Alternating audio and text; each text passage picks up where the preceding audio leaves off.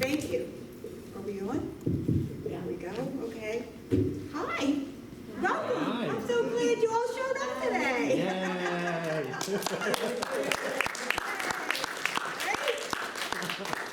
We have lots of choices to make, but what do we choose? To be a part of Joyful Gathering.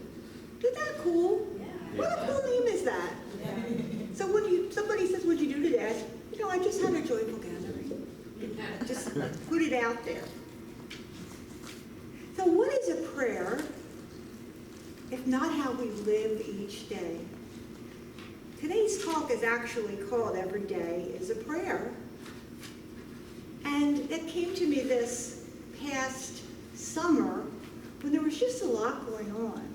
And I finally realized that when I woke up, every day is a prayer. No matter what we say, think, or do, we are creating a prayer that comes from us and putting it out into the universe.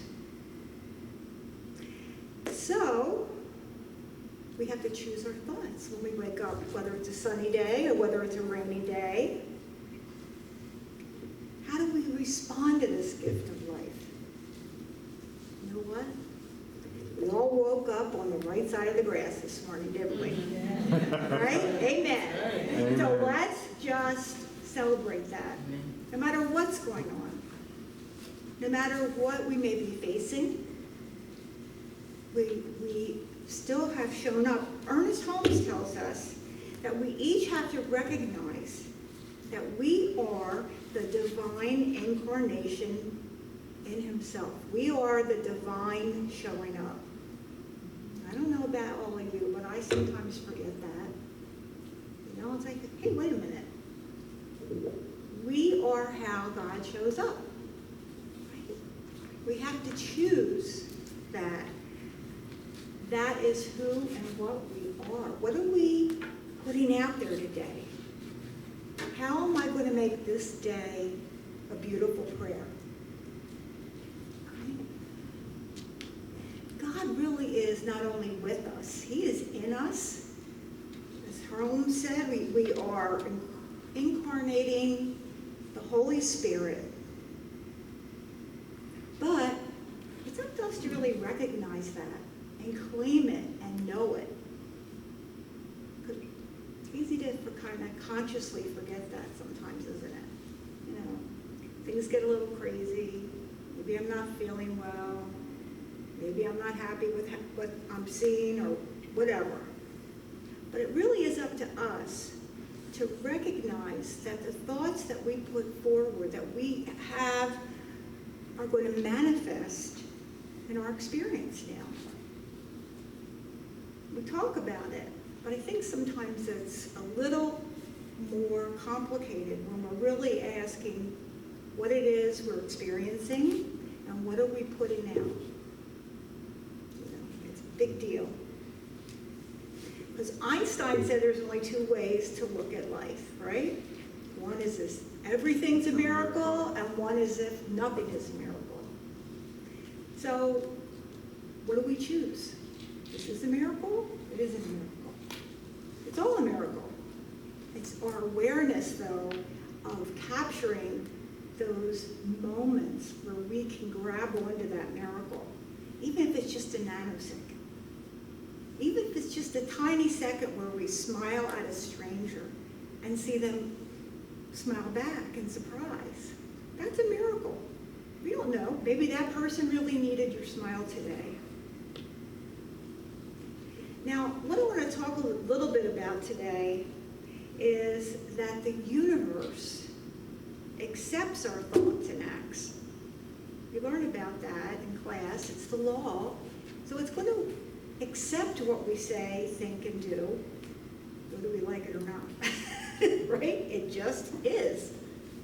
So the more conscious we can become, more present we can be in the now moment, the more power we have to put out a prayer that we want to put out. Make sense? Is it easy all the time to do? I don't think so. Let's take a little exercise now. But let's just close your eyes. I'm just going to breathe for a moment and bring ourselves consciously right now into this moment. So you're going to put your tongue to the roof of your mouth. And we're going to do 4, 7, 9. We're going to breathe in through our nose for the count of 4. Hold that breath for the count of 7. And then release it to the count of 9. Okay, so I'll help with the counting. Let's just close your mouth. Breathe in through your nose. 4. Now hold that breath for 7. And now exhale for the count of 9. And again, 4. Hold for 7. Now a deep exhale for 9. And one more time.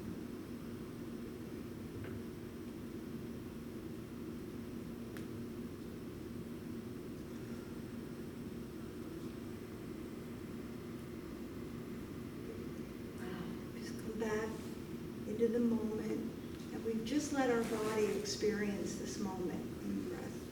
Okay, just breathing and just relaxing into the moment. That's all we need. That's all we need to do. Be present in the moment. How often have we heard that? Again, not as always as easy as it sounds, is it? But sometimes we learn to just make it something as simple as that, brings us to the present, and it also helps release energy and tension while we're doing that.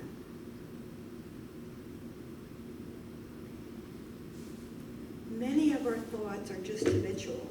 They're so ingrained in our thought processes. And lots of times we don't even realize some of the old thoughts that have power over us, do we? Think about it. Some old ingrained thoughts have a power and emotion attached to them that have been there since we were a child. We don't even realize it. They have this enormous subconscious power that's bringing forward things we do and say and every day.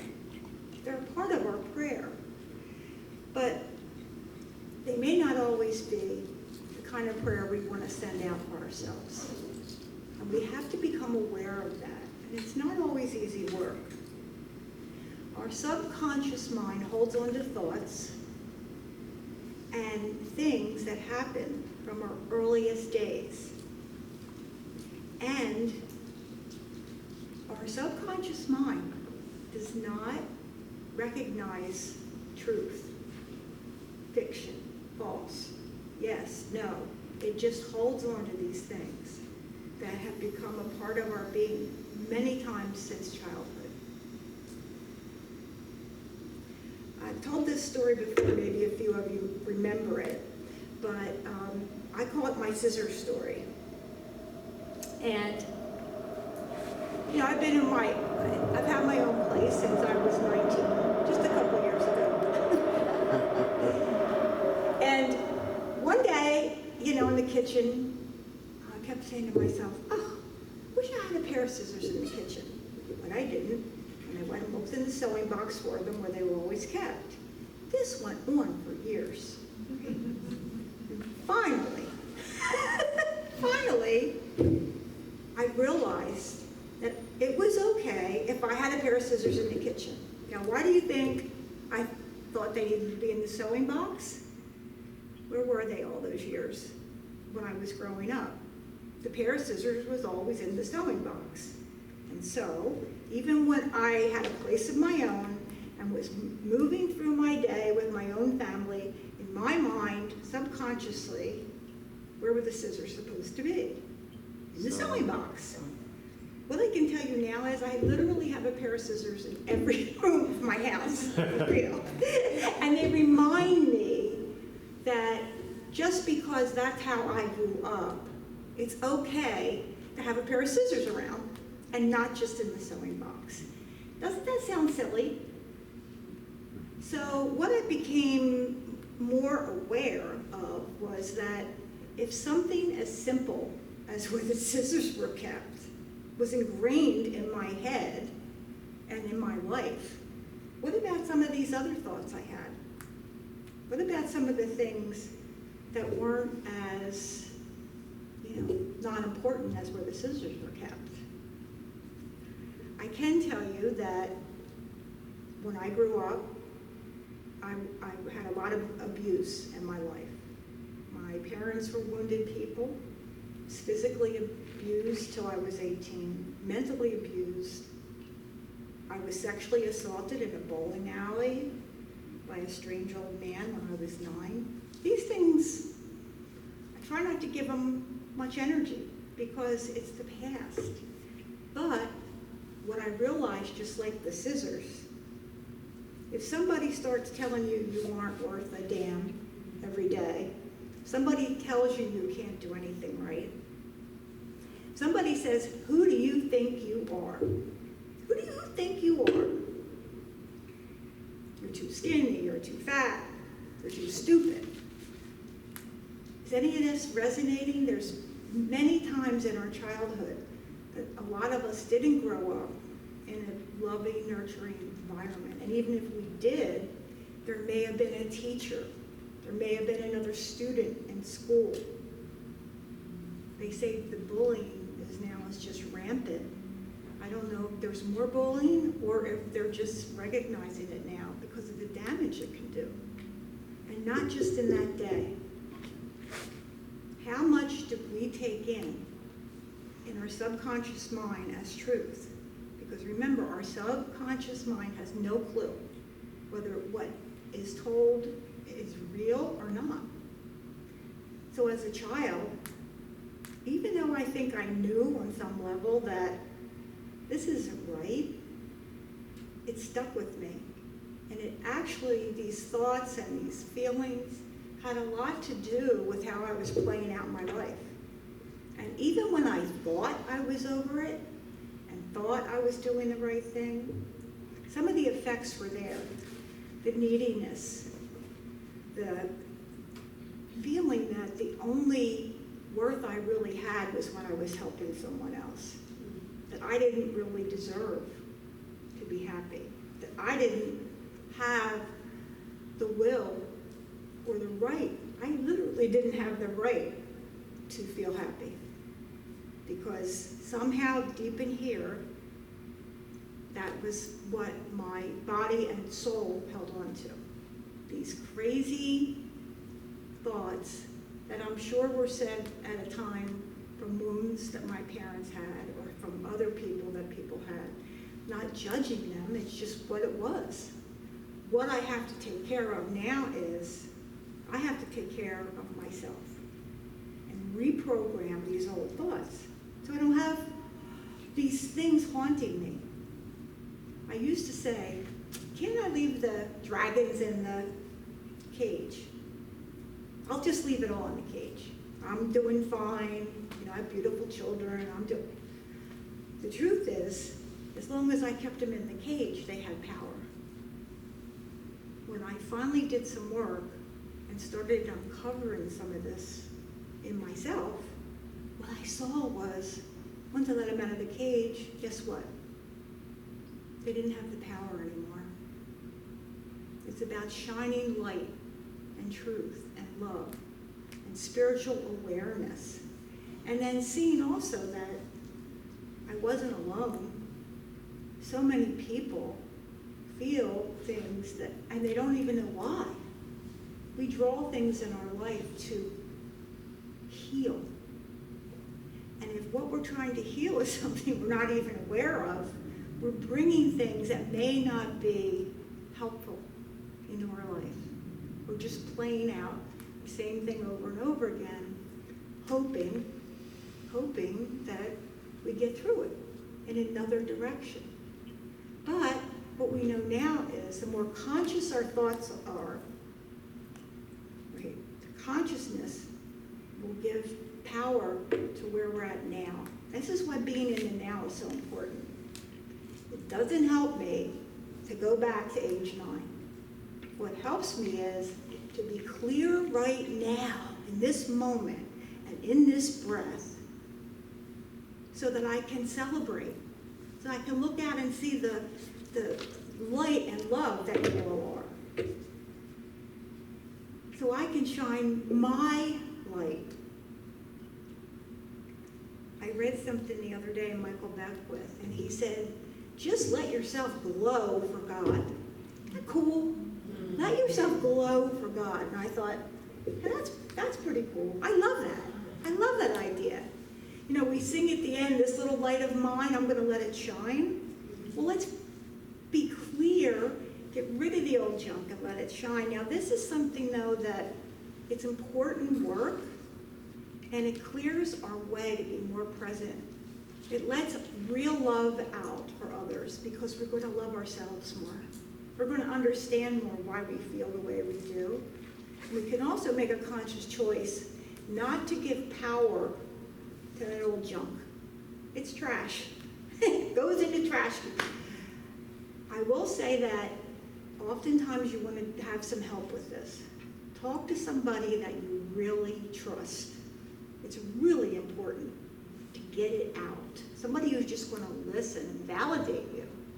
And if you don't have someone at that moment, I love the idea of writing it down. Get it out, write it down, and then rip it up, throw it away, burn it, whatever you have to do. But let the universe know that that old junk doesn't have any power anymore. Like the Wizard of Oz, what does the Good Witch say? Be gone. Be gone. You have no power here. Right? Be gone. And it's amazing because when we bring that into consciousness, it doesn't have any power anymore. Then consciously we can move forward and make every day the prayer that we really want it to be, allowing our light to shine. It's an act of love for ourselves. And it's not about putting anybody else first. It's really about putting ourselves in a place, loving ourselves enough to experience being free of all that old junk. It's really amazing.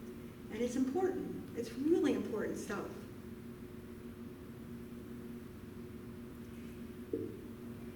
Here's a little bit of an analogy. It's that time of year. Is anybody planting any big bushes or trees right now? Everybody. Michael, you've done a lot of this. Yes, right? absolutely. So what do we have to do to get ready to plant? We have to first dig a big hole, right? Is that, it's just lickety split easy, isn't it? I don't know if you've ever done this, but that hole has to be cleared out. And you get your nice pretty plant. I had this pretty hibiscus. I was so excited. I couldn't even get the shovel under the ground. And I'm sorry. And then I finally got somewhat of a hole. And here's all these old roots and rocks. And I'm like, now what do I do? Right? I had to get through it. I actually needed help. I could not get that hole dug cleanly by myself. I asked for help. And once that hole was cleared of all the old junk, the old dead roots, the old rocks, the old weeds, I was able to plant with some fresh dirt, put it in a nice hole with a little fertilizer, and guess what? Beautiful hydrangea. But it wasn't as easy as I thought to dig the hole.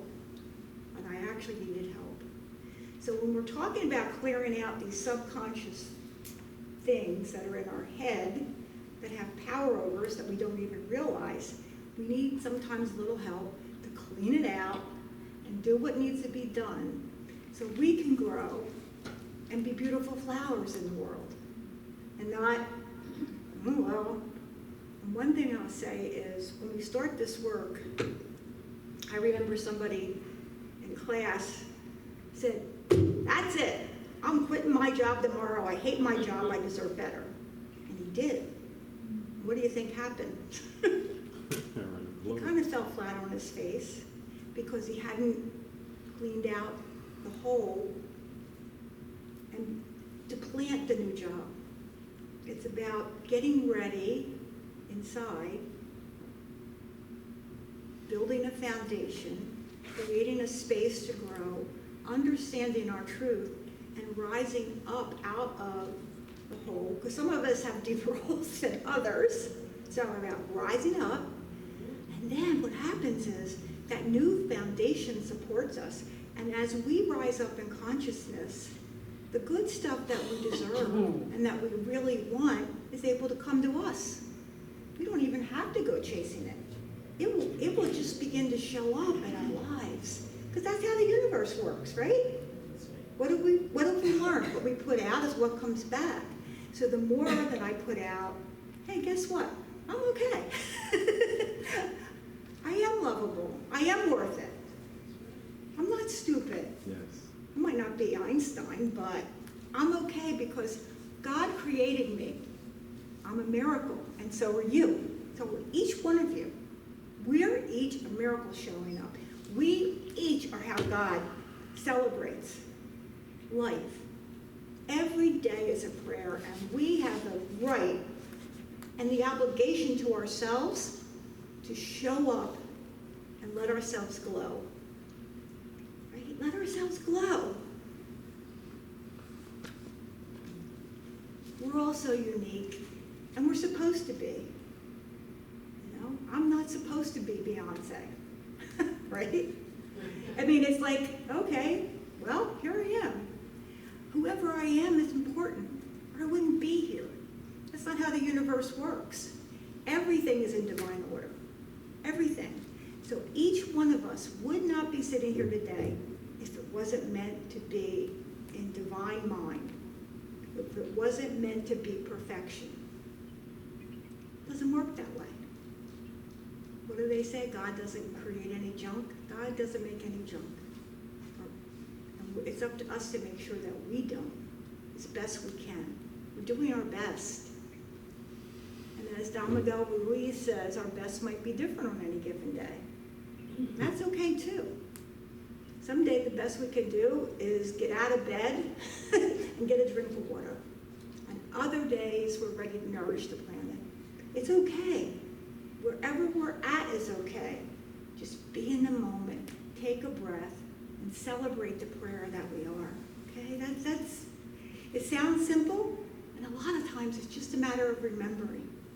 Just saying, wait a second, I better get myself in this present moment now, because the rest of it, whatever is going on up here in monkey mind, not worth it. Not worth it. So let's just close our eyes for a minute.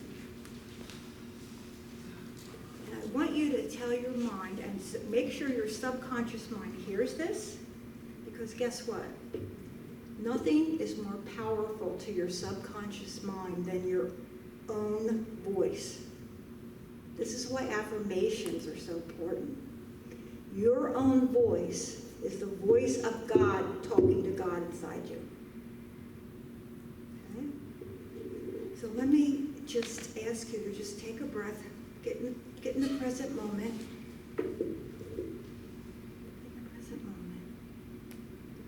And let's just say, I am amazing.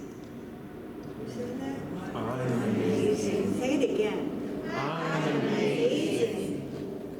I am loved. I am loved. I am loved. I am loved. I'm a child of God. I'm a child of God. I am a beloved child of the beloved God. I am a beloved child of the beloved God. Take a moment. Just now take a breath. What's coming up? What affirmation do you want to say for yourself? And just say it out loud. This is for you. Just say it out loud. I am healthy, Say it again. wealthy, deserving of all good and greater good. Remember, your voice is the voice of God talking to God itself inside of you. Say it again.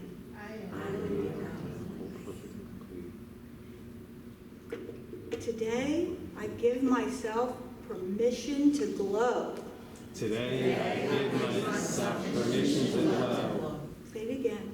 Today, I give myself permission to love.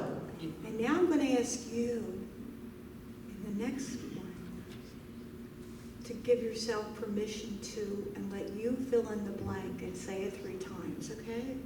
Today, I give myself permission to.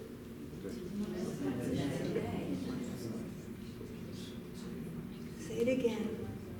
Let your inside voice hear it from your outside voice. Today, I give myself permission. Today, I give myself permission. Today, I give myself permission to enjoy the gift of being here with each of you. Come back into the room. Let's enjoy the fact today that we are a part of a joyful gathering that is sending out vibrations into infinity. The work you're doing here today has just changed the planet. Just like that little butterfly that flaps its wings and it may be setting off a hurricane in another universe. Whatever you just said was important. Not just for you, but for all of us.